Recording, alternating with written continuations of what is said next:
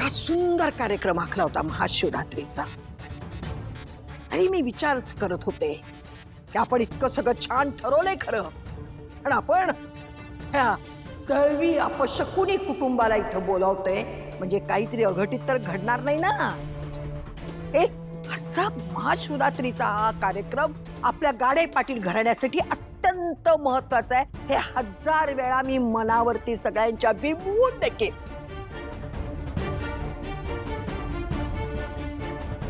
अच्छा, या शुभ मुहूर्तावर इतकी भयंकर घटना आपल्याच अमराईत घडली। हे काय ग ए नीलांबरी, गाडे पाटील घराण्याची थोरली नाचून तुला तर डोक्याचा भाग म्हणून काही दिलेलं नाही बघ देवानं। ती बाई अमराईत पडली, ठीक आहे, तू काय करायला पाहिजे होतं? कर्तव्य काय होतं तुझं? मुकाट्याने घरी यायचं होतं, आम्हाला कुणाला तरी सांगायचं होतं। तिथं बॉम्ब करायची तुला गरज काय होती? एवढी साधी अक्कल नाही तुला ग? आजी, मी तिथे त्यांना पडलेलं पाहिलं आणि खरं सांगते मला काही सुचलंच नाही। नकळत मी ओरडले आणि यांनीच सांगितलं सगळ्यांना। अगं नीलांबरी, एवढी मोठी गोष्ट लपून तरी कशी राहिली असती? आणि त्या ठिकाणी जो तू आरडाओरड केला त्यामुळे सगळ्या लोकांना कळलं होतंच की। अरे वा, ठोकळायस तू, शुद्ध ठोकळायस। अरे एवढी मोठी गोष्ट लपून कशी राहणार? मूर्खा, अरे हिला एक अक्कल नाही, पण तू गाडे पाटील घराण्याचं रक्त आहे, तुला इतकं साधं डोकं वापरता आलं नाही। अरे गुपचूप घरी यायचं होतं, संपतला सांगायचं नाही तर तिथून फोन करायचा होता रे। संपतनं बघितलं असतं काय करायचं ते, इतकं साधं डोकं वापरता आलं नाही तुला। आता ही सगळी बातमी गावात पसरली जाणार। मला सांग, काय पत राहिली रे गाडे पाटील घराण्याची गावात? आता काय करायचं पप्पा? सगळा घोळ घालून मोकळा झालास आणि आता तोंड वरकून मला विचारतोयस की आता काय करायचं? गावभर या गोष्टीची जर चर्चा होणारच, शिवाय विधार साहेब पण विचारणा करणार।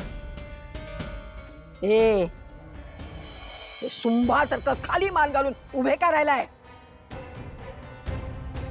काय करायचं याचा विचार करा आता।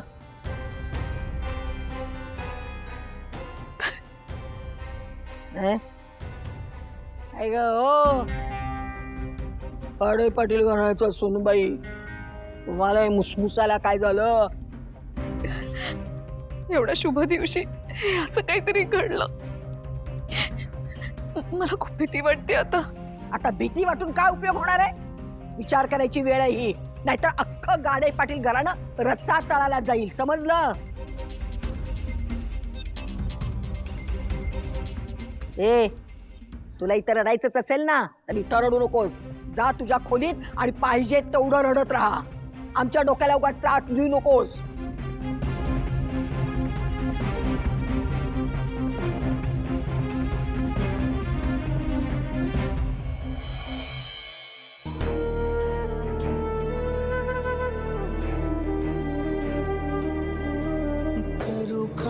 सुसेना अश्रु कुणी पुसेना,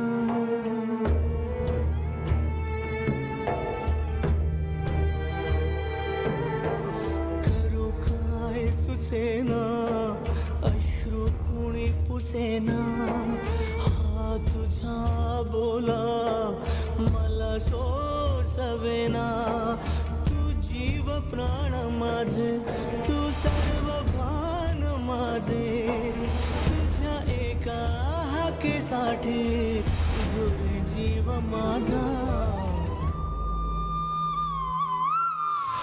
आई अगाई रुसलीस का बोलना, आई अगाई रुसलीस का बोलना। आई आई.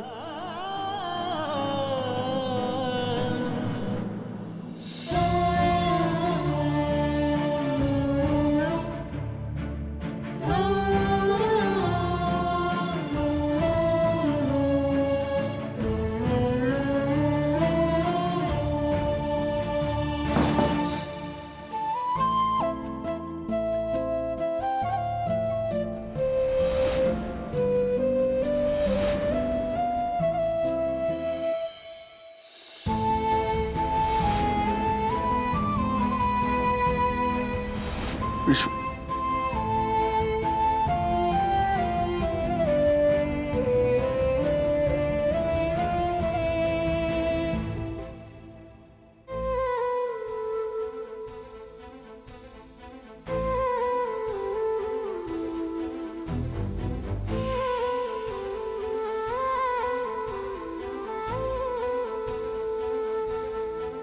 ललिता,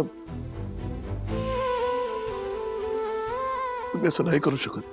तुम्ही आम्हा दोघांना सोडून नाही जाऊ शकत. तुमच्याशिवाय मी एकटा आहे. तुमच्याशिवाय नाही जाऊ शकत. आता मला सांगा, आपण जी काळजी कोण करणार? आपल्याला कोण बनवणार? माझी काळजी कोण करणार? मला औषधांची आठवण करून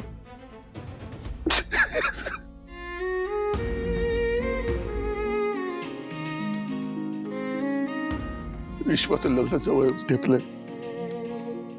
त्याचं कसं काय करणार? सांगा ना तुम्ही. हे सगळं मी एकटं नाही करू शकत. विश्वाला कोण समजवणार? विश्वाची काळजी कोण करणार? सतत सतत तुम्ही मला सांगत होता, पण तर तुमच्या मागाली मी काय करू? सांगा ना, मी काय करू? बाई, एवढं समज घडलं आता तिकडं. तुला खरं सांगू, जानूला चक्कर आली यापेक्षा जानू परत आली आहे ना, हेच खूप मोठं आहे ग आपल्यासाठी. बहिणी, तुम्हाला सांगू, मला तर असं वाटतंय का हे समजा असं चांगलं जुळून आलंय. म्हणजे आता इथनं पुढे समजा चांगलं होणार आहे. बघा, तुम्हीच बघा ना, कसला योगायोग जुळून आलाय. आज इकडे आजीने हात हलवला, तिकडे तर जानूताई परत आली. ह्याच्यापेक्षा आणि काय चांगलं होणार आहे? म्हणजे समजा चांगलं होणार आहे. बघा, माझं मन सांगते नक्की चांगलं होणार आहे. आता खरंच सगळं चांगलंच होऊ दे ग आरती. गेले कित्येक दिवस आपल्या घरावर खूप संकट येत आहेत, पण मला असं वाटतंय हीच वेळ आहे ती सगळी संकट दूर होण्याची. बहिणी, कशाला काळजी करताय तुम्ही? सगळं चांगलं होणार आहे आपलं. बघा तुम्ही. आरती, तू ना माझी जाऊ नाहीयेस. स्वप्नातली एखादी मैत्रीण असते ना, समजून घेणारी, प्रेम करणारी, तीच वाटतेस तू मला. नाहीतर सांग, आजच्या काळात अशी जाऊ असते का? मैत्रिणीसारखी वागवणारी, समजून घेणारी. बहिणी, आता कोण कोण अशी कसं वागतंय खरं सांगू मला नाही माहित बाबा.